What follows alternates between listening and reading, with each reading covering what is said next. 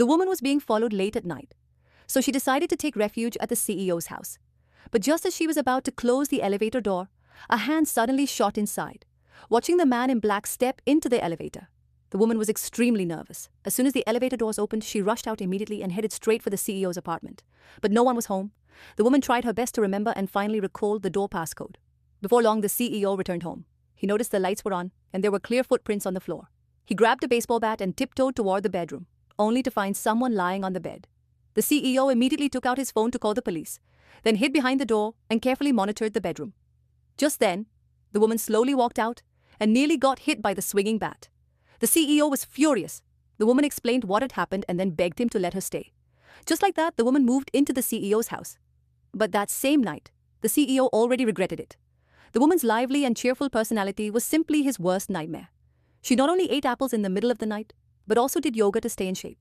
The noise outside kept him tossing and turning, unable to sleep at all. So he stormed into her room and scolded her harshly. The woman, already staying at his place as a guest, felt extremely wronged. The next day, the woman dragged her luggage and prepared to leave. But shortly after they separated, the CEO called her and asked her to accompany him to meet a client that evening. Unexpectedly, she agreed right away. However, she showed up wearing a cheap suit, which almost made the CEO faint from anger. He was about to take her shopping for proper clothes when the client arrived early.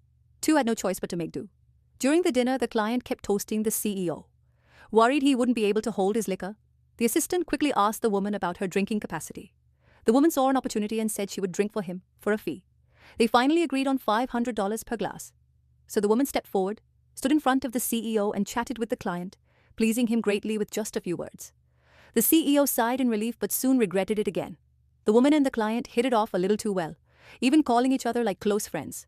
On the way home, the drunk woman kept asking for more drinks. By now, the CEO was filled with endless regret. Unsure what to do, the CEO had no choice but to take her back to his place. After he made sure she fell asleep, the CEO suddenly found her account book. He opened it and saw records of her pitiful daily expenses.